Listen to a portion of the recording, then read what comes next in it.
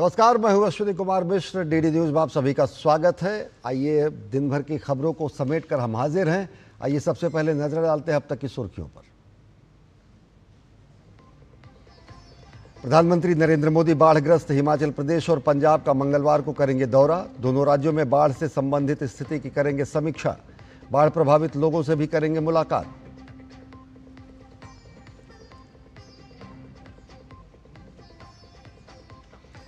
उपराष्ट्रपति पद के लिए मंगलवार को मतदान। एनडीए और विपक्षी उम्मीदवारों द्वारा समर्थन जुटाने का सिलसिला जारी।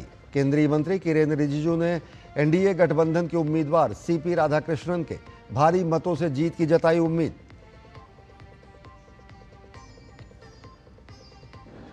ब्रिक्स वर्चुअल समिट को विदेश मंत्री डॉक्टर एस जयशंकर ने किया संबोधित। वैश्विक ट्रेड, निवेश और विकास में सहयोग बढ़ाने की जरूरत पर दिया जोर। संघर्ष और सुरक्षा चुनौतियों को बताया दुनिया के लिए वास्तविक चिंता का विषय।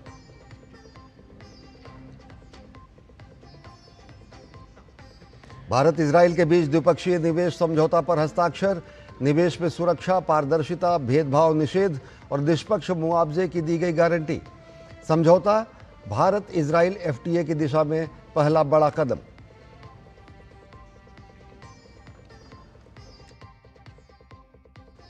नेपाल में सोशल मीडिया बैन के खिलाफ सड़क पर युवाओं का बवाल। संसद भवन में भी घुसे जेनजी।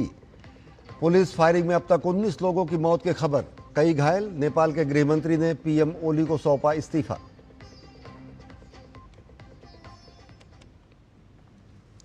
और अब देखते हैं खबरों को विस्तार से। प्रधानमंत्री नरेंद्र मोदी मंगलवार को बाढ़ से संबंधित स्थिति की समीक्षा के लिए हिमाचल प्रदेश, पंजाब का दौरा करेंगे। प्रधानमंत्री नरेंद्र मोदी हिमाचल प्रदेश में बाढ़ और भूस्खलन प्रभावित क्षेत्रों का हवाई सर्वेक्षण करेंगे।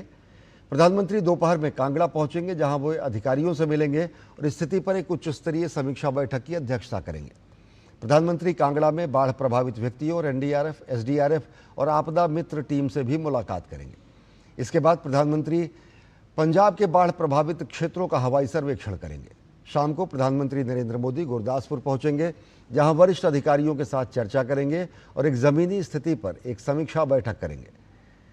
प्रधानमंत्री नरेंद्र मोदी गुरदासपुर में बाढ़ प्रभावित व्यक्तियों के साथ साथ एनडीआरएफ, एसडीआरएफ और आपदा मित्र की टीम से भी बातचीत करेंगे। प्रधानमंत्री की प्रत्यक्ष समीक्षा का उद्देश्य इस कठिन समय में दोनों राज्यों के लोगों की सहायता के लिए और राहत एवं पुनर्वास प्रयासों की बारीकी से निगरानी करना है।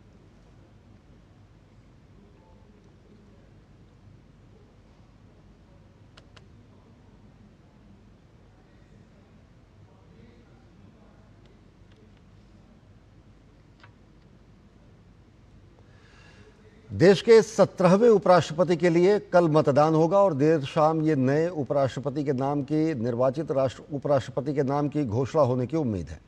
इस बीच एनडीए और इंडी गठबंधन उम्मीदवारों का अपने अपने पक्ष में समर्थन जुटाने का सिलसिला जारी है। इंडी गठबंधन के उम्मीदवार बी सुदर्शन रेड्डी के एक लेख और लालू प्रसाद यादव से उनकी मुलाकात को लेकर बीजेपी ने उन पर हमला बोला है, तो वहीं दोनों पक्षों में आज भी बैठकों का दौर लगातार जारी रहा। दोनों गठबंधन अपनी जीत के लिए दावा कर रहे हैं, तो संसद का अंकगणित फिलहाल एनडीए उम्मीदवार सीपी राधाकृष्णन के पक्ष में नजर आता है। उपराष्ट्रपति पद के लिए 9 सितंबर को होने वाली वोटिंग के लिए सत्तारूढ़ एनडीए और विपक्षी इंडी गठबंधन ब्लॉक दोनों पूरी ताकत झोंक चुके हैं। हर दल चाहता है कि उनका उम्मीदवार उपराष्ट्रपति बने और संसद के ऊपरी सदन यानी कि राज्यसभा की कमान संभाले। मंगलवार को होने वाले चुनाव को लेकर दोनों पक्षों में बैठकों का दौर जारी है। दिलचस्प मुकाबले में बदल चुके उपराष्ट्रपति चुनाव को लेकर राजनीतिक घेराबंदी भी बढ़ गई है। इंडी गठबंधन के उपराष्ट्रपति पद के उम्मीदवार के चयन को लेकर पहले ही विपक्ष बीजेपी के निशाने पर है। वहीं इस बीच बी सुदर्शन रेड्डी के आर्टिकल देश की आत्मा को बचाने के लिए मुझे वोट दो को लेकर भाजपा आक्रामक है। हम सभी जजेस की बहुत इज्जत करते हैं, चाहे वो सिटिंग जज हो या रिटायर्ड जज हो, लेकिन जब कोई जज चुनावी अखाड़े में आता है और कुछ बड़ी बड़ी बातें करते हैं तो सवाल तो उठेंगे। अब देखिए, उनका आज का स्टेटमेंट है, एक अखबार में छपा है, vote for me to save soul of the nation, opposition VP pick. और देश के कॉन्शियंस को बचाने के लिए बहुत बड़ी बड़ी बातें की गई है। वहीं हाल ही में लालू प्रसाद से मुलाकात करने को लेकर भी भाजपा ने बी सुदर्शन रेड्डी को नैतिकता आधार पर घेरा है। भाजपा नेता अमित मालवीय ने दोनों की मुलाकात का फोटो साझा करते हुए लिखा कि सुप्रीम कोर्ट के पूर्व न्यायाधीश और इंडी गठबंधन के संयुक्त उम्मीदवार बी सुदर्शन रेड्डी ने हाल ही में चारा घोटाले के दोषी लालू प्रसाद से मुलाकात की, जो संसद सदस्य भी नहीं है और उपराष्ट्रपति चुनाव में उनका कोई वोट नहीं है। ये न केवल एक भयावह दृश्य है, बल्कि एक उच्च संवैधानिक पद की आकांक्षा रखने वाले व्यक्ति द्वारा सार्वजनिक जीवन में ईमानदारी पर एक चौंकाने वाला बयान है। इससे भी ज्यादा चौंकाने वाली बात है आम संदिग्धों, सेवानिवृत्त न्यायाधीशों और संवैधानिक नैतिकता के स्वयंभू संरक्षकों की चुप्पी। उनका पाखंड अब उजागर हो गया है। एक और सत्ता पक्ष चुनाव में जीत को लेकर आश्वस्त है। पूरी एकजुटता के साथ और मुस्तैदी के साथ एनडीए के उम्मीदवार आदरणीय प्रधानमंत्री नरेंद्र मोदी जी द्वारा घोषित उम्मीदवार के समर्थन में खड़ा है। बहुत बढ़िया बहुमत से आ रहे हैं। पूरा एनडीए के साथ और भी लोग हमको वोट कर रहे हैं। आप देखोगे कल जो एनडीए का नंबर है उससे कई ज्यादा नंबर देखने के लिए मिलेगा। तो वहीं विपक्ष भी इसे विचारों की लड़ाई करार देते हुए सकारात्मक परिणाम की आशा जता रहा है। The election is a platform to put forward the issues of the country at large, to place forward the kind of personality we believe is fit for the office of the Vice President. वो किसी भी political party से belong नहीं करती है। सबसे अच्छी बात ये है वो जस्टिस है। तो इसमें क्या है कि जो वाइस प्रेसिडेंट होते हैं हमारे देश के, वो राज्यसभा के भी चेयरमैन होते हैं। हाँ जी। और राज्यसभा के चेयर पे जो बैठते हैं उनको बायस्ड नहीं होना चाहिए। इस बीच बीजेडी ने उपराष्ट्रपति चुनाव से दूर रहने का फैसला किया है। हम होने वाले कल के उपराष्ट्रपति जी के चुनावों से हम एब्सटेन रहेंगे। बीजू जनता दल, एनडीए और इंडिया अलायंसेस दोनों तरफ से हम इक्विडिस्टेंट हैं। उपराष्ट्रपति का चुनाव भारतीय संविधान के अनुच्छेद 66 के तहत किया जाता है, जिसमें दोनों सदनों के निर्वाचित और नामित सदस्य शामिल होते हैं। वहीं राष्ट्रपति चुनाव की तरह राज्य विधानसभाओं की इसमें कोई भूमिका नहीं होती और राजनीतिक दल उपराष्ट्रपति चुनाव में मतदान के मामले में अपने सांसदों को कोई विहिप जारी नहीं कर सकते। मतदान की बारीकियों और गुप्त मतदान की तकनीक को बेहतर तरीके से समझने के लिए बीजेपी ने अपने सांसदों को एकजुट रखने के लिए 2 दिन का स्पेशल ट्रेनिंग सेशन रखा। इसमें पीएम मोदी समेत सभी बड़े नेता मौजूद रहे। उधर इंडिया ब्लॉक भी लगातार बैठकों में जुटा हुआ है ताकि किसी भी तरह की टूट-फूट न हो और सभी सांसद एकजुट रहकर वोट डालें। हालांकि उपराष्ट्रपति पद के चुनाव सत्तारूढ़ एनडीए उम्मीदवार सीपी राधाकृष्णन और इंडी गठबंधन की उम्मीदवार सुदर्शन रेड्डी के बीच इस दिलचस्प मुकाबले में आंकड़ों के लिहाज से एनडीए विपक्ष से काफी आगे दिख रहा है। Rishi Kumar, DD news. केंद्रीय मंत्री किरेन रिजिजू ने मंगलवार को होने वाले उपराष्ट्रपति चुनाव में एनडीए गठबंधन के उम्मीदवार सीपी राधाकृष्णन की भारी जीत की उम्मीद जताई है। उन्होंने कहा कि देश हित में अन्य दलों के कई सांसद उनसे समर्थन की बात कर रहे हैं। कल जो मुझे लगता है कि सीक्रेट वोटिंग है और एनडीए के ओर से आदरणीय सीपी राधाकृष्णन जी को जितना एनडीए पार्टी का वोट्स है उससे कई ज़्यादा समर्थन मिलेगा, क्योंकि राष्ट्र हित में कई एमपीज राधाकृष्णन जी को वोट देने के लिए सोच रहे हैं और ये देश हित में है कि एक बहुत अच्छा इंसान, राष्ट्रवादी विचारधारा वाला इंसान हमारे देश का उपराष्ट्रपति बने तो सबको गर्व की महसूस होगा। प्रधानमंत्री नरेंद्र मोदी ने एनडीए सांसदों की बैठक में हिस्सा लिया। उन्होंने सोशल मीडिया प्लेटफॉर्म एक्स पर बैठक की जानकारी देते हुए लिखा, दिल्ली में एनडीए की बैठक में भाग लिया। बैठक में एनडीए सांसद शामिल हुए।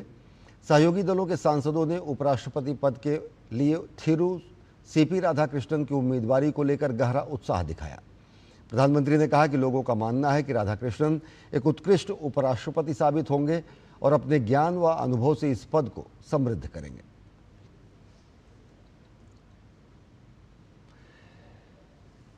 इंडी गठबंधन के उपराष्ट्रपति पद के उम्मीदवार और सुप्रीम कोर्ट के पूर्व न्यायाधीश बी सुदर्शन रेड्डी की हालिया मुलाकात को लेकर विवाद खड़ा हो गया है।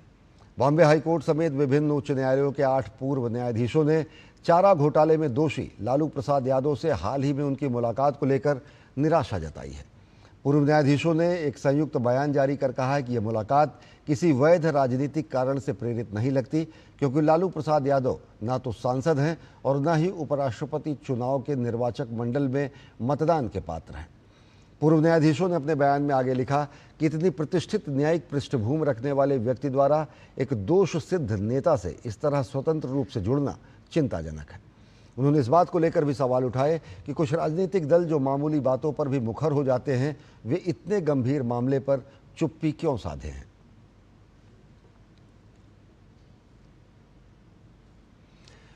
दिल्ली में भारत सरकार और इजराइल सरकार ने एक महत्वपूर्ण द्विपक्षीय निवेश समझौते पर हस्ताक्षर किया है। यह समझौता भारत की वित्त मंत्री निर्मला सीतारमण और इजराइल के वित्त मंत्री बेजलेल स्मोट्रिच के मौजूदगी में हुआ।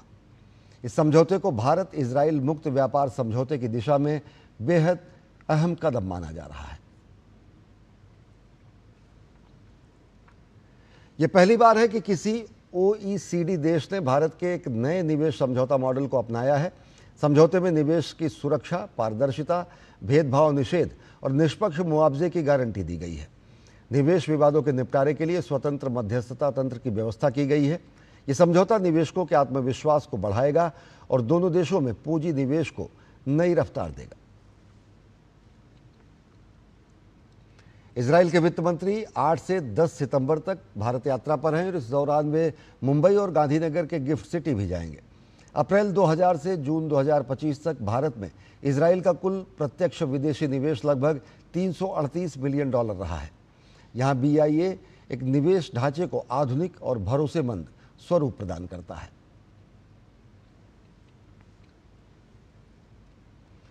बिहार में वोटर लिस्ट के विशेष गहन पुनरीक्षण यानी SIR मामले में सुनवाई के दौरान सुप्रीम कोर्ट ने कहा कि अकेले आधार को भी 11 मान्य दस्तावेजों के बराबर माना जाए। जस्टिस सूर्यकांत ने कहा कि हम साफ कर दें कि यह सिर्फ प्लेस ऑफ रेजिडेंस के प्रमाण के लिए है, न कि नागरिकता तय करने के लिए। यानी आधार को 12वें दस्तावेज के तौर पर माना जाएगा। चुनाव आयोग आधार का सत्यापन कर सकता है। इससे पहले जस्टिस सूर्यकांत ने कपिल सिब्बल से पूछा कि आधार को लेकर आप क्या निर्देश चाहते हैं। इस पर कपिल सिब्बल ने कहा कि हमने आधार को सिर्फ रेजिडेंस प्रूफ के तौर पर स्वीकृति की मांग की है। वहीं चुनाव आयोग के वकील राकेश द्विवेदी ने कहा कि किसी व्यक्ति के वोटर के तौर पर पात्रता सुनिश्चित करने के लिए इलेक्शन कमीशन नागरिकता की जांच करने के लिए अधिकृत है। कपिल सिब्बल ने मांग की कि अकेले आधार को भी 11 मान्य दस्तावेजों की तरह स्वीकार किया जाए।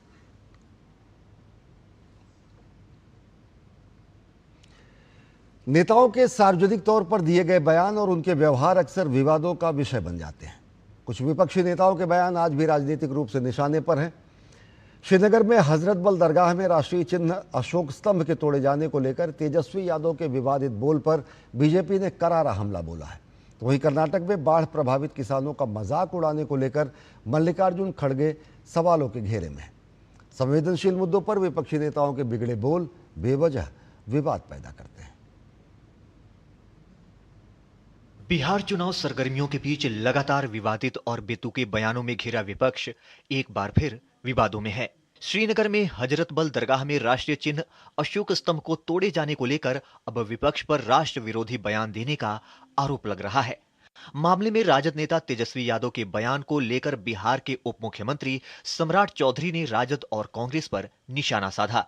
उन्होंने कहा कि जम्मू कश्मीर में राष्ट्र का प्रतीक अशोक चिन्ह को जिस तरह अपमानित करने का काम किया गया और महागठबंधन के लोग इसे मामूली बता रहे हैं, वो अत्यंत दुर्भाग्यपूर्ण है और चिंता का विषय है।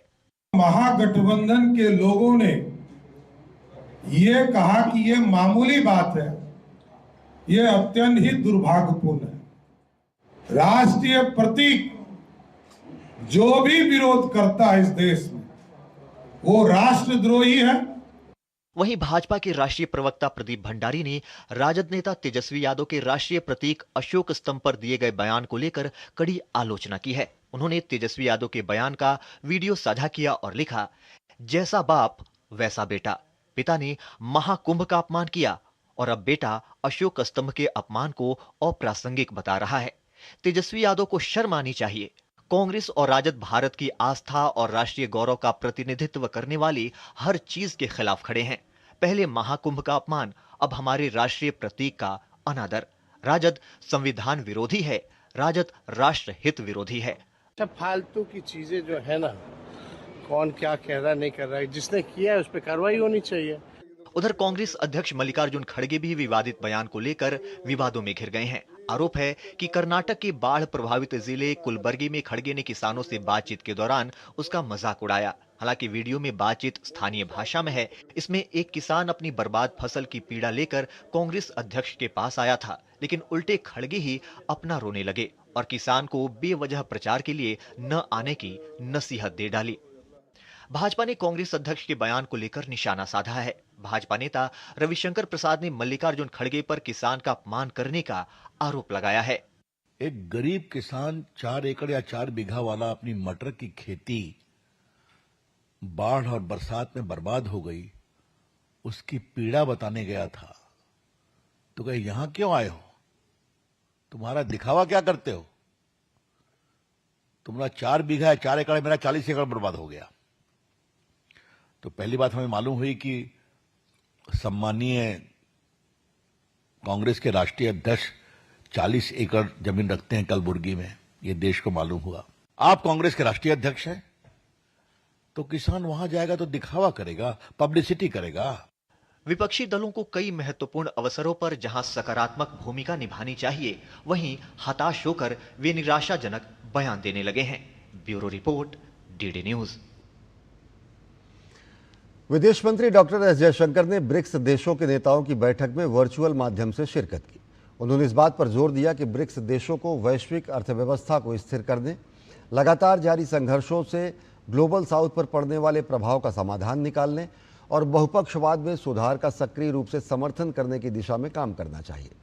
उन्होंने कहा कि दुनिया को स्थायी व्यापार को बढ़ावा देने के लिए रचनात्मक और सहयोगात्मक दृष्टिकोण अपनाने की आवश्यकता है। Requires constructive and cooperative approaches to promote trade that is sustainable. Increasing barriers and complicating transactions will not help. Neither would the linking of trade measures to non-trade matters. The BRICS itself can set an example by reviewing trade flows among its member states. Where India is concerned, some of our biggest deficits are with BRICS partners, and we've been pressing for expeditious solutions. We hope that this realization will be part of the takeaways from today's meeting. और साथ ही साथ doctor S Jaishankar ने कहा कि वैश्विक स्तर पर चल रहे संघर्षों के त्वरित समाधान की आवश्यकता है और उन्होंने इन संघर्षों के प्रभावों को भी रेखांकित किया। The world today also seeks an urgent resolution of ongoing conflicts. The global south has experienced a deterioration in its food, energy and fertilizer security. Where shipping is targeted, not just trade, but livelihoods also suffer. A selective protection cannot be a global answer. An early end to the hostilities and undertaking diplomacy to ensure a durable solution is the obvious pathway before us. प्रधानमंत्री नरेंद्र मोदी 17 सितंबर को देश की महिलाओं और बच्चों को स्वास्थ्य का एक बड़ा तोहफा देने जा रहे हैं। प्रधानमंत्री नरेंद्र मोदी स्वस्थ नारी सशक्त परिवार अभियान की शुरुआत करेंगे। केंद्रीय स्वास्थ्य मंत्री जेपी नड्डा ने एक्स पर पोस्ट के जरिए इसकी जानकारी दी है। उन्होंने अपने पोस्ट में लिखा, प्रधानमंत्री नरेंद्र मोदी के इस महत्वाकांक्षी अभियान के तहत देश भर में 75,000 स्वास्थ्य शिविर लगाए जाएंगे, जिनका उद्देश्य हर महिला और बच्चे तक गुणवत्तापूर्ण स्वास्थ्य सेवा पहुंचाना है। इसके साथ ही सभी आंगनवाड़ियों में पोषण और स्वास्थ्य जागरूकता के लिए पोषण माह भी मनाया जाएगा। केंद्रीय स्वास्थ्य मंत्री जेपी नड्डा ने निजी अस्पतालों से भी इस जन भागीदारी अभियान का हिस्सा बनने की अपील की है। केंद्रीय स्वास्थ्य मंत्री ने बताया कि इन शिविरों में महिलाओं और बच्चों की विशेष स्वास्थ्य आवश्यकताओं को ध्यान में रखते हुए सेवाएं उपलब्ध कराई जाएंगी, जो सरकार की समावेशी स्वास्थ्य सेवा के सपने को साकार करेंगी। इन प्रयासों से स्वस्थ परिवार और सशक्त समुदाय निर्माण की दिशा में महत्वपूर्ण कदम होगा।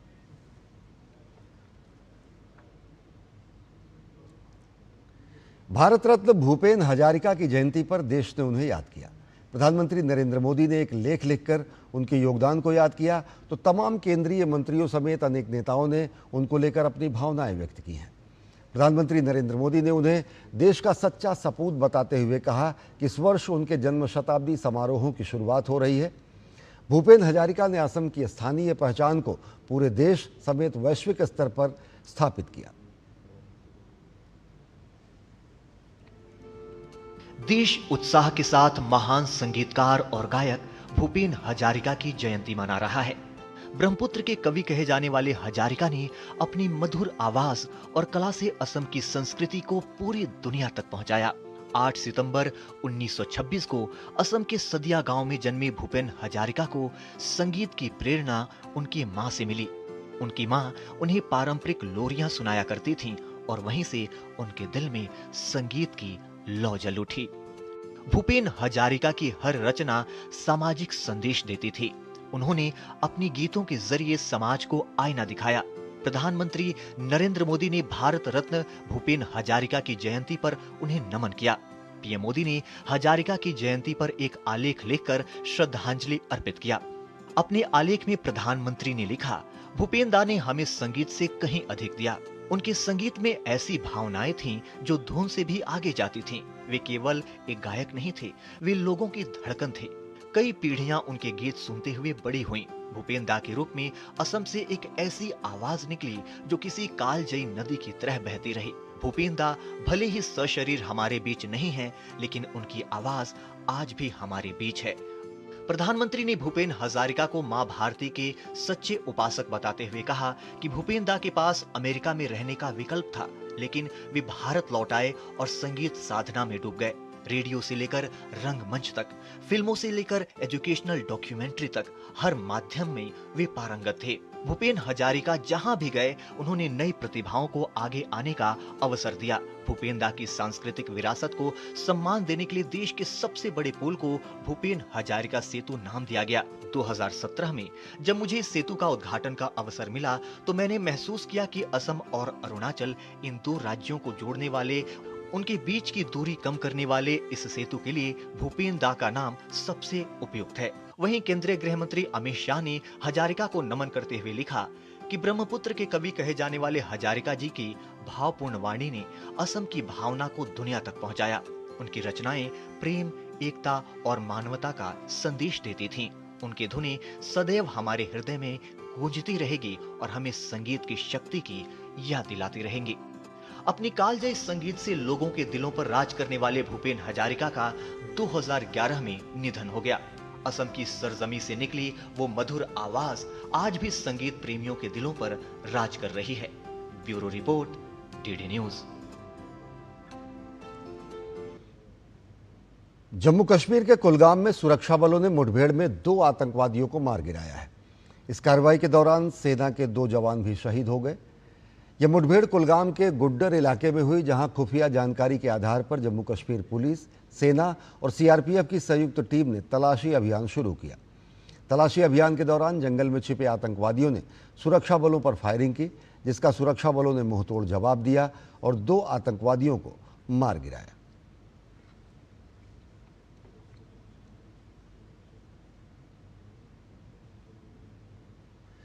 शिक्षा मंत्रालय के स्कूल शिक्षा और साक्षरता विभाग द्वारा नई दिल्ली में अंतर्राष्ट्रीय साक्षरता दिवस के मौके पर एक कार्यक्रम का आयोजन किया गया। केंद्रीय शिक्षा राज्य मंत्री जयंत चौधरी के अलावा त्रिपुरा और मिजोरम के शिक्षा मंत्री भी इस कार्यक्रम में शामिल हुए।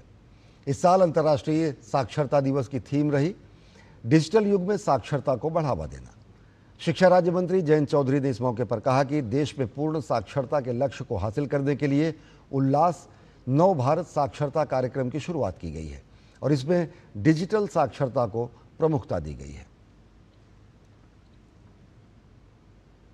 Literacy is a main pillar of our definition, जो हमने परिभाषा उल्लास अपने साक्षरता की दी है।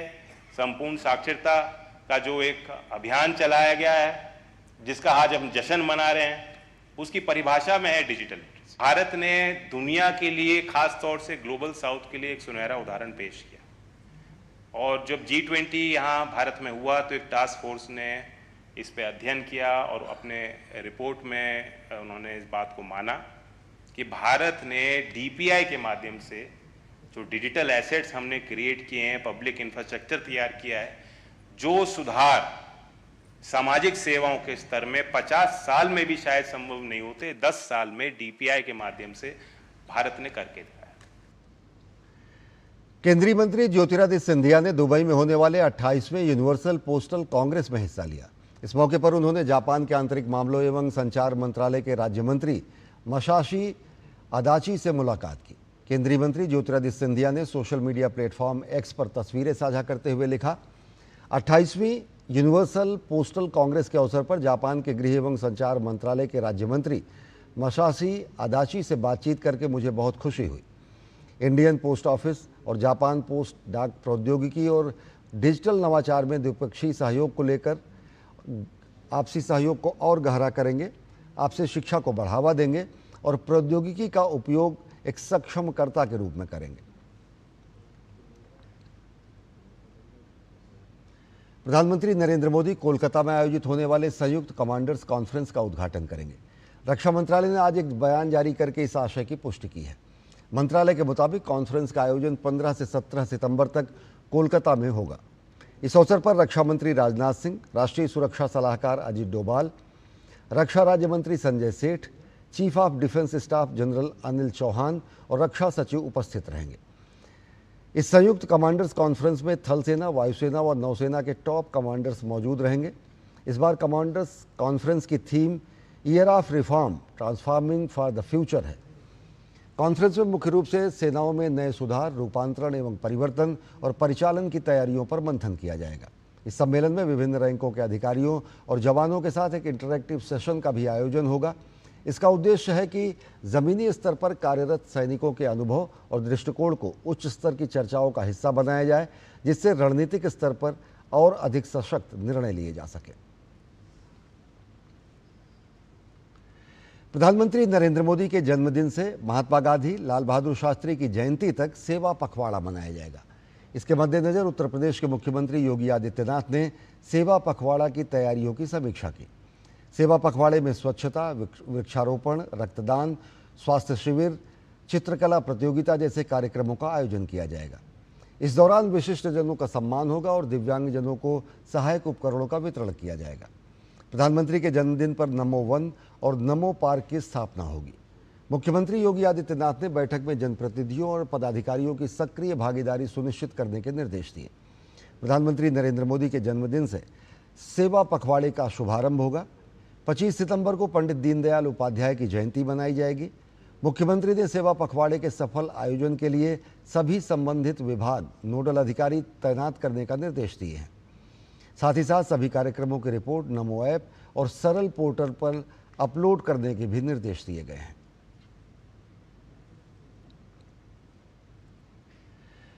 अरुणाचल प्रदेश के काइंग गांव में अचानक भीषण आग लगने का मामला सामने आया है। हालांकि भारतीय सेना के जवानों ने त्वरित कार्रवाई से स्थिति पर काबू पा लिया है और एक बड़ी आपदा को टाल दिया गया है। भीषण आपदा से सभी नागरिकों को सुरक्षित निकाल लिया गया है। आग लगने की सूचना मिलते ही सेना की एक टीम पानी के टैंकरों और अग्निशमन के साथ घटनास्थल पर पहुंची। आग से प्रभावित एक व्यक्ति को चिकित्सा उपचार दिया जा रहा है। काइंग गांव के लोगों ने सेना के साहस की सराहना की है। अब तक आग लगने से कोई बड़ा नुकसान नहीं हुआ है।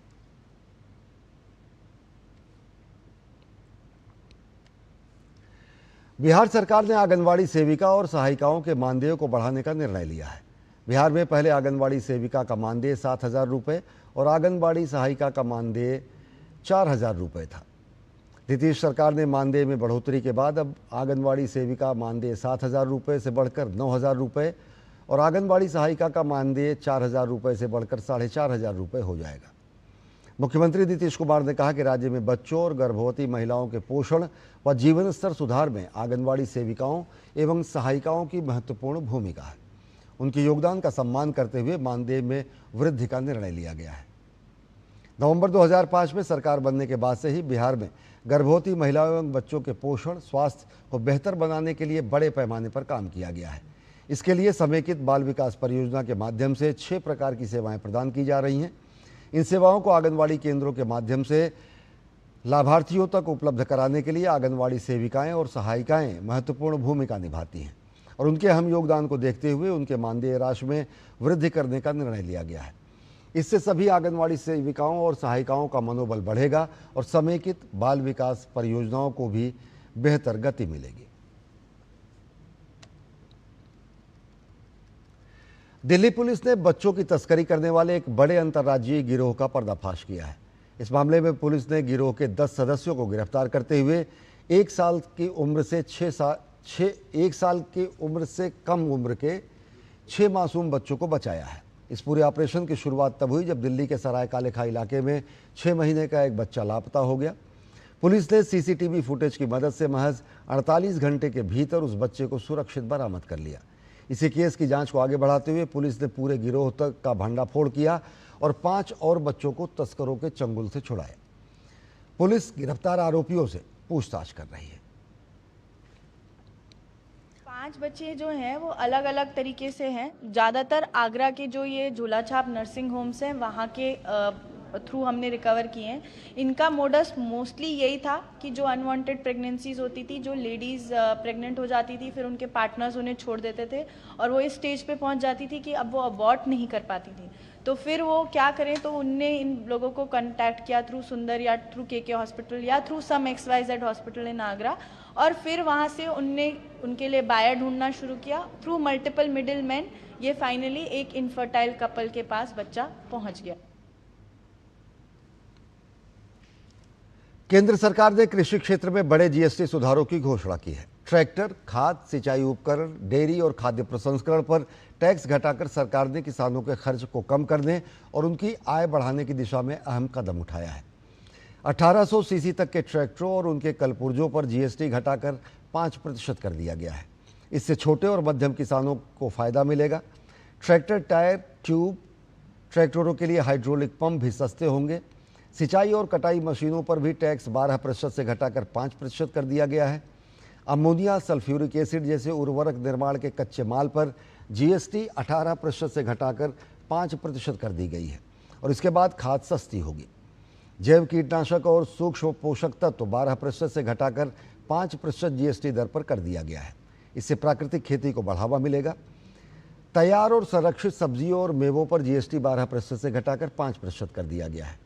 इससे कोल्ड स्टोरेज और खाद्य प्रसंस्करण उद्योग को बढ़ावा मिलेगा और किसानों को बेहतर दाम मिलेंगे। दूध व पनीर पर जीएसटी 0 कर दिया गया है, जबकि घी, मक्खन और दूध के डिब्बों पर टैक्स 12% से घटाकर 5% कर दिया गया है। इससे डेयरी किसानों और महिला स्वयं सहायता समूहों को सीधी राहत मिलेगी। संरक्षित मछली व प्राकृतिक शहद पर टैक्स घटाकर 5% कर दिया गया है, जिससे मत्स्य पालन और मधुमक्खी पालन को प्रोत्साहन मिलेगा। वहीं तेंदू पत्ते पर जीएसटी 18% से घटाकर 5% कर दिया गया है, जिससे ओडिशा, मध्य प्रदेश और छत्तीसगढ़ के आदिवासियों की आय में इजाफा होगा। ट्रक और वाणिज्यिक वाहनों पर जीएसटी 28% से घटाकर 18% कर दिया गया है और इससे कृषि उत्पादों की ढुलाई सस्ती होगी। केंद्र सरकार ने हाल ही में जीएसटी सुधार को लेकर कई ऐतिहासिक फैसले किए।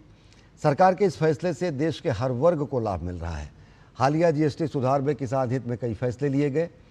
जीएसटी सुधार में हालिया निर्णय के बाद अब किसानों को खाद पर सब्सिडी और कृषि उपकरण सस्ते दामों पर मिलेंगे और इससे लागत घटेगी और किसानों की आय बढ़ेगी।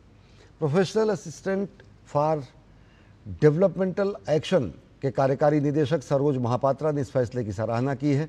उन्होंने कहा कि यह कदम किसानों के जीवन स्तर को सुधारने के साथ साथ ग्रामीण भारत में सकारात्मक बदलाव लाएगा। The recent GST reforms is a very progressive step in the sense like the smallholder farmers, so they can avail the fertilizer subsidy and at the same time the farm equipments in a very lesser price, and that would definitely transform the rural economy at the same time the overall farm sector. 2 दर्जन से ज्यादा social media platform को बंद करने को लेकर नेपाल के कई शहरों में उग्र प्रदर्शन शुरू हो गया। काठमांडू में युवाओं ने जेनजी रिवॉल्यूशन नाम से एक आंदोलन का आह्वान किया, जो नेपाल के कई अन्य बड़े शहरों में भी पहुंच गया। बड़ी संख्या में युवा संसद भवन में घुस गए तो पुलिस की कार्रवाई में कई लोगों की जान भी जाने की खबर है। नेपाल में सेना ने मोर्चा संभाल लिया है। सरकार ने आपात बैठकों के बाद कई सख्त फैसले लिए हैं और हालिया जानकारी के अनुसार नेपाल के गृह मंत्री ने प्रधानमंत्री ओली को अपना इस्तीफा भी सौंप दिया है। नेपाल की राजधानी काठमांडू की सड़कों पर जबरदस्त विरोध प्रदर्शन देखने को मिल रहा है। हजारों की संख्या में युवक युवतियां सड़कों पर उतर आए हैं। सोशल मीडिया पर प्रतिबंध लगाने की सरकार के फैसले के खिलाफ आक्रोशित युवा प्रदर्शनकारी नेपाल के संसद परिसर में घुस गए। सुरक्षा बलों ने भीड़ को तितर बितर करने के लिए आंसू गैस, पानी की बौछारें, रबर की गोलियां और हवाई फायरिंग भी की। इसके बावजूद युवा प्रदर्शनकारियों की सुरक्षा कर्मियों के साथ झड़प होती रही। इस दौरान सुरक्षा बलों के साथ हिंसक झड़प में कम से कम 1 दर्जन से ज्यादा प्रदर्शनकारियों की मौत हो गई है। विरोध को देखते हुए काठमांडू के कुछ इलाकों में कर्फ्यू लगा दिया गया है। मामले को लेकर प्रधानमंत्री केपी ओली ने अपने आवास पर मंत्री परिषद और राष्ट्रीय सुरक्षा परिषद की आपात बैठक बुलाई। दरअसल 25 अगस्त को नेपाल कैबिनेट ने फैसला किया था कि सभी सोशल मीडिया ऑपरेटर्स को 7 दिनों के भीतर रजिस्ट्रेशन कराना होगा। 4 सितंबर को नेपाल सरकार ने Facebook, messenger, Instagram, YouTube, WhatsApp, x, Reddit समेत 26 सोशल मीडिया प्लेटफॉर्म को ब्लॉक कर दिया था। नेपाल सरकार के अनुसार इन प्लेटफॉर्म ने नेपाल के संचार और सूचना प्रौद्योगिकी मंत्रालय में रजिस्ट्रेशन नहीं कराया था। इसके लिए मंत्रालय ने 28 अगस्त को आदेश जारी कर 7 दिन का समय दिया था, जिसकी सीमा 2 सितंबर को खत्म हो गई। प्रतिबंध के खिलाफ अपना गुस्सा जाहिर करने के लिए सैकड़ों प्रदर्शनकारी काठमांडू के मैती घर में एकत्र हुए, जिससे युवा नेपालियों में व्यापक आक्रोश फैल गया। प्रदर्शनकारी प्रतिबंधित क्षेत्रों में घुसने लगे। शुरुआत में ये असंतोष और बहस सिर्फ डिजिटल स्पेस तक ही सीमित रहा, लेकिन सोमवार को जब सड़कों पर उतरी तो कई जानें चली गईं। सुरक्षा बलों और प्रदर्शनकारियों के बीच हुई भिड़ंत में सैकड़ों लोग भी घायल हो गए। प्रदर्शनकारियों की मांग थी प्रतिबंध को तुरंत वापस लिया जाए। दरअसल सरकार ने 2024 में एक नया कानून लागू किया था। इसके तहत सभी सोशल मीडिया कंपनियों को टैक्स पेयर के रूप में पंजीकरण कराना अनिवार्य बताया गया। इसमें पंजीकरण नहीं कराने पर प्लेटफॉर्म को बंद करने का भी प्रावधान था। निर्देश के अनुसार नेपाल में रजिस्ट्रेशन कराने के लिए सोशल मीडिया कंपनियों को एक मुख्य संपर्क व्यक्ति, एक शिकायत निवारण अधिकारी और एक अनुपालन अधिकारी रखना जरूरी था।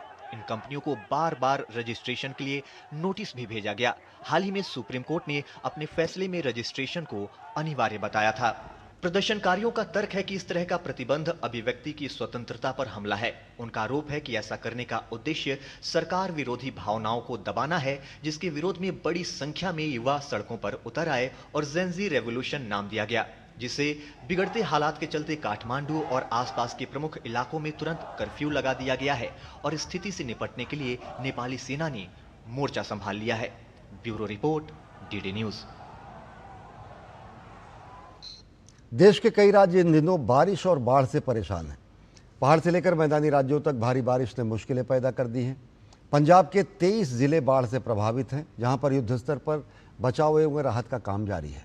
उत्तर प्रदेश, मध्य प्रदेश, राजस्थान, बिहार जैसे कई राज्यों में कई नदियां उफान पर हैं और इसकी वजह से एक बड़ी आबादी बाढ़ से प्रभावित हुई है। उधर पहाड़ी राज्यों में भूस्खलन और बादल फटने की घटनाओं ने सबसे ज्यादा मुश्किलें पैदा की हैं। उत्तर भारत के कई राज्यों में भारी बारिश और बाढ़ ने तबाही मचा दी है। उत्तर प्रदेश, हरियाणा, राजस्थान, गुजरात और पंजाब सहित कई क्षेत्रों में जल स्तर बढ़ने से कई गांव डूब गए हैं। कई जगहों पर सड़कों पर पानी भर गया है। पंजाब में कुदरत का कहर बरपा हुआ है। राज्य के 23 जिले भीषण बाढ़ की चपेट में हैं। करीब 2000 गांव बाढ़ में डूबे हुए हैं। पंजाब में बाढ़ से अब तक 46 लोगों की जान जा चुकी है। इस संकट में भारतीय सेना ऑपरेशन राहत के तहत रेस्क्यू अभियान चला रही है, जिसके जरिए जरूरतमंदों तक खाना, पानी और अन्य जरूरी मदद पहुंचाई जा रही है। उत्तराखंड के आपदा से हुए नुकसान का आकलन करने के लिए अंतर मंत्रालयी केंद्रीय टीम सोमवार को देहरादून पहुंची। इस दौरान टीम ने विभिन्न जनपदों में आपदा से हुई क्षति का आकलन किया और राज्य आपातकालीन परिचालन केंद्र में सचिव आपदा प्रबंधन एवं पुनर्वास विनोद कुमार सुमन ने टीम को आपदा से हुए नुकसान की जानकारी दी। पहली टीम जनपद उत्तरकाशी, जनपद रुद्रप्रयाग, जनपद पौड़ी में विजिट करेगी। दूसरी टीम जनपद चमोली, जनपद बागेश्वर, जनपद नैनीताल में भ्रमण करेगी। भ्रमण के अवसर पर वह स्थलीय सत्यापन करेंगे, जो घटनाएं घटी हैं, जो लॉस हुए हैं उसको देखेंगे। जो प्रभावित लोग हैं उनसे मुलाकात करेंगे।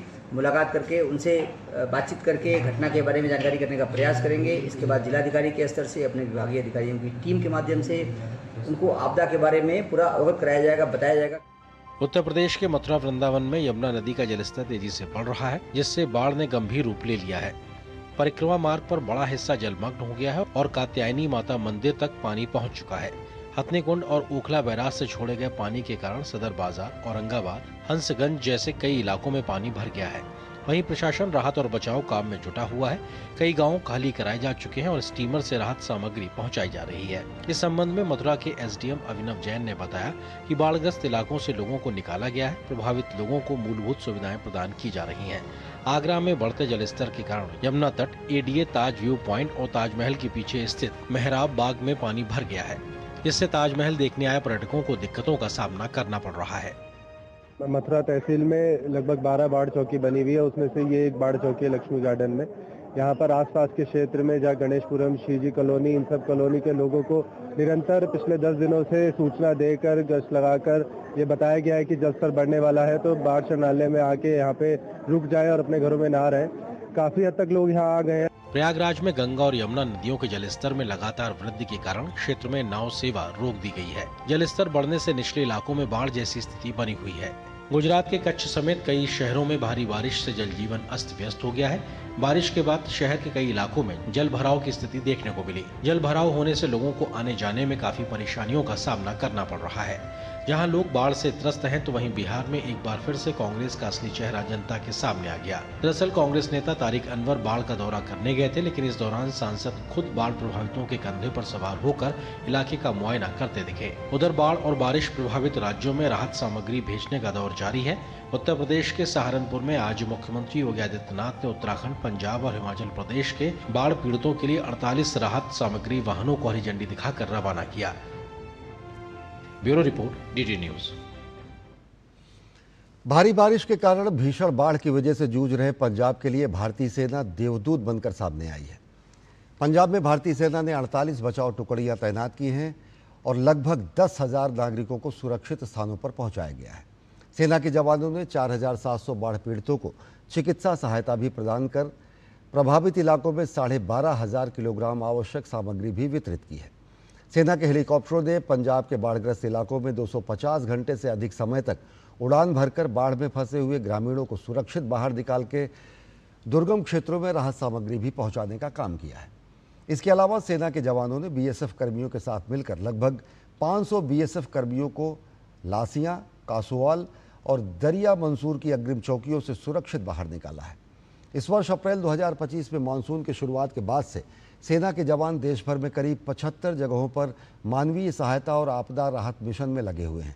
भारतीय सेना ने अब तक कुल 126 बचाव टुकड़ियों की तैनाती कर 21,500 से अधिक नागरिकों को सुरक्षित स्थानों पर पहुंचाया है। करीब 9,700 लोगों को चिकित्सा सहायता प्रदान की गई है। प्रभावित समुदायों को 23,500 किलोग्राम से अधिक राहत सामग्री पहुंचाई गई है। इसके अलावा संपर्क बहाल करने और राहत कार्यों को जारी रखने के लिए सेना के इंजीनियरों ने 29 पुलों का निर्माण भी किया है और 12 स्थानों पर बांधों को मजबूत किया है। भारतीय सेना ने हेलीकॉप्टर संचालन के जरिए 500 घंटे की उड़ान भरकर देश के प्रति अपनी तत्परता और प्रतिबद्धता को एक बार फिर प्रदर्शित किया है। सेना के पैरा कमांडो और नौसेना के मरीन कमांडो मार्कोस द्वारा सिक्किम में 7,000 फीट की ऊंचाई पर एक संयुक्त स्कूबा और लड़ाकू डाइविंग अभ्यास का आयोजन किया गया। यह आयोजन 30 अगस्त से 5 सितंबर तक चला।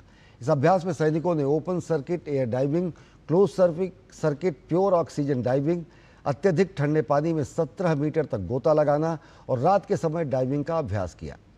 दुर्गम भूभाग और बर्फीले पानी के बीच आयोजित प्रशिक्षण भारतीय सेना और नौसेना के विशेष बलों के असाधारण साहस का प्रदर्शन है। ये प्रशिक्षण सैनिकों को किसी भी कठिन परिस्थिति में तेजी से अनुकूलित होने और प्रभावी रूप से काम करने में सक्षम बनाता है। ऐसे संयुक्त अभियानों में लड़ाकू गोताखोरी को शामिल करके उनकी बहुमुखी प्रतिभा को मजबूत किया जाता है। इस प्रकार के अभ्यास सेनाओं के बीच संयुक्त कौशल को भी बढ़ावा देते हैं।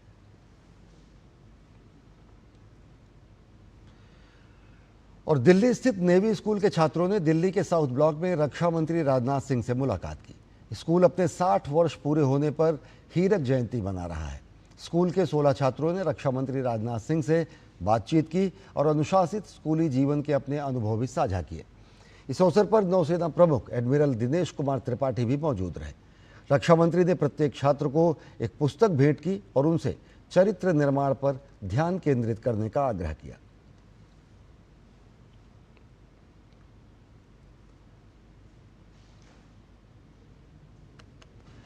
देश में आने वाले दिनों में यदि कोई कंपनी 250 ग्राम वजन से ऊपर का ड्रोन बनाती है तो उसे सरकारी फिटनेस टेस्ट लेना जरूरी होगा और इसके लिए उपभोक्ता मामले, खाद्य एवं सार्वजनिक वितरण मंत्रालय ने राष्ट्रीय परीक्षणशाला गाजियाबाद में 20 करोड़ रुपए की लागत से एक आधुनिक प्रयोगशाला तैयार की है और इसमें ड्रोन को करीब 20 दिनों में टेस्ट किया जाता है और उसके बाद फिर उसे सर्टिफिकेट दिया जारी किया जाता है। DGCA के गाइडलाइन के मुताबिक किसी भी ड्रोन को 7 तरह के मानकों पर खरा उतरना होता है। नेशनल टेस्ट हाउस के आंकड़ों के मुताबिक अभी तक 50 से अधिक कंपनियों के ड्रोन टेस्टिंग में रिजेक्ट हो चुके हैं। केवल 2 कंपनी के ड्रोन ही टेस्ट में पास हुए हैं।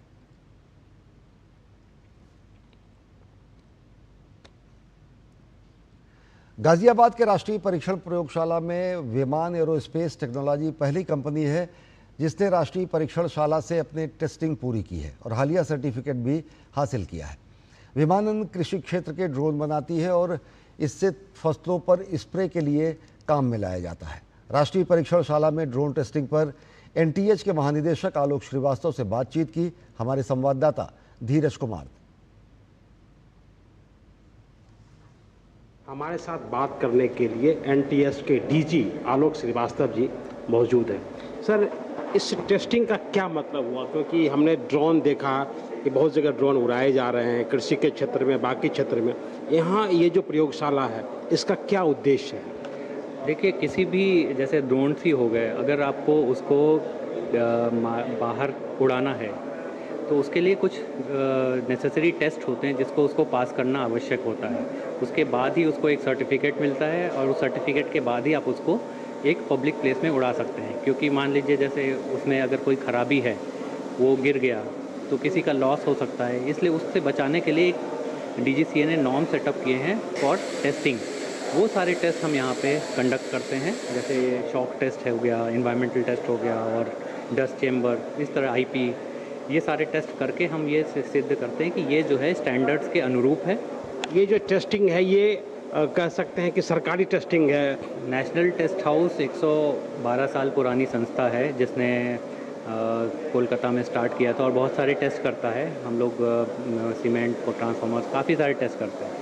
तो एक सरकारी संस्था है और इसके द्वारा जो जारी किए गए सर्टिफिकेट्स, तो आप कह सकते हैं कि वो सरकारी सर्टिफिकेट्स होंगे क्योंकि एक सरकारी संस्था जारी कर रही है। इसके अलावा प्राइवेट पे टेस्ट ऑलरेडी हो रहे हैं, ऐसा नहीं कि और संस्थाएं भी हैं जो टेस्ट करती हैं। बट ये है कि हम लोग एक ऑल्टरनेटिव प्रोवाइड कर रहे हैं और एक probably a better alternative in the sense कि we will keep our test fee as low as possible so that जो हमारे मैन्युफैक्चरर्स और MSMEs और जो खासकर स्टार्टअप्स हैं वो यहाँ पे आसानी से टेस्ट करा सकें। कृषि के हिसाब से बनाया है तो क्या क्या फ़ायदे उस क्षेत्र में होंगे? देखिए, जैसे कृषि के क्षेत्र में अगर आप देखें तो फिर जैसे कीटनाशक का छिड़काव ही करना है ना, तो एक बड़ा सा 10 एकड़ का फील्ड अगर है उस पर आप आदमी 4-5 लगाए, उसके बजाय अगर आप ड्रोन में जैसे नीचे वो एक उसमें फिल करके लगा दें तो वो पूरा लाइन से उसका छिड़काव करता चला जाएगा और काफ़ी समय बचा सकते हैं और मैन पावर भी आप उसको कहीं और यूटिलाइज कर सकते हैं। कैमरामैन विक्की राजपूत के साथ धीरज कुमार, डेली न्यूज़, गाजियाबाद। बिहार के मुख्यमंत्री नीतीश कुमार ने हीरो एशिया कप 2025 में विजयी भारतीय हॉकी टीम को बड़ा उपहार दिया है। बिहार सरकार ने भारतीय पुरुष टीम के एशिया कप जीतने पर टीम के प्रत्येक खिलाड़ी को 10 लाख रुपए और प्रत्येक सहयोगी स्टाफ को 5 लाख रुपए सम्मान राशि देने की घोषणा की है। बिहार के मुख्यमंत्री नीतीश कुमार ने अपने आधिकारिक X अकाउंट पर खिलाड़ियों के लिए सम्मान राशि देने की घोषणा की है। मुख्यमंत्री नीतीश कुमार ने सोशल मीडिया प्लेटफॉर्म X पर लिखते हुए कहा कि इस तरीके के जो आयोजन है वो सभी युवाओं को प्रेरित करते हैं। X पर अपने पोस्ट में नीतीश कुमार ने कहा, राजगीर में अवस्थित राज्य खेल अकादमी सह बिहार खेल विश्वविद्यालय के परिसर में पहली बार आयोजित हीरो एशिया कप 2025 में भारतीय हॉकी टीम ने विलक्षण जीत दर्ज की है, पूरे देश को गौरवान्वित किया है। हीरो एशिया कप 2025 जीतने वाली भारतीय हॉकी टीम के खिलाड़ियों एवं सहयोगी स्टाफ के उत्साहवर्धन हेतु राज्य सरकार ने सम्मान राशि प्रदान करने का निर्णय लिया है। हीरो एशिया कप 2025 की विजेता भारतीय टीम के प्रत्येक खिलाड़ी को 10 लाख रुपए और प्रत्येक सहयोगी स्टाफ को 5 लाख रुपए की सम्मान राशि प्रदान की जाएगी। भारतीय हॉकी टीम को भविष्य के लिए बहुत बहुत शुभकामनाएं।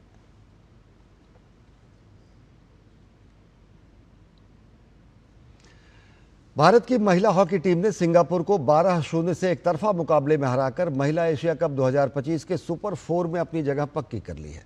भारत की ओर से इस मुकाबले में नवनीत और मुमताज ने 3-3 गोल की हैट्रिक के साथ टीम की जीत पक्की की। इसके अलावा भारतीय टीम की नेहा ने 2 गोल और लाल रेमसियामी ने, उदिता और शर्मिला और ऋतुजा पिसाल ने 1-1 गोल करके टीम को जीत दिलाई। अब मुकाबले में भारतीय महिला टीम 10 सितंबर को सुपर 4 के लिए पूल ए की दूसरे स्थान की टीम से भिड़ेगी। भारतीय hockey team India hockey team के पुरुष टीम हॉकी इंडिया ने भारतीय पुरुष टीम के एशिया कप जीतने पर प्रत्येक खिलाड़ी को 3-3 लाख रुपए देने की घोषणा की है। भारतीय पुरुष टीम के सहयोगी स्टाफ के प्रत्येक सदस्य को भी 1.5 लाख रुपए मिलेंगे। हॉकी एशिया कप के रोमांचक फाइनल में भारत ने दक्षिण कोरिया को 4-1 से शिकस्त दी। भारतीय हॉकी टीम ने 8 साल बाद एशिया कप पर कब्जा जमाया है। वहीं चौथी बार हॉकी इंडिया ने इस खिताब पर कब्जा किया है। भारत ने आखिरी बार 2017 में मनप्रीत सिंह की अगुवाई में एशिया कप का खिताब अपने नाम किया था। इस जीत के साथ ही भारत ने नीदरलैंड और बेल्जियम में होने वाले FIH पुरुष हॉकी विश्व कप 2026 के लिए क्वालिफाई कर लिया है।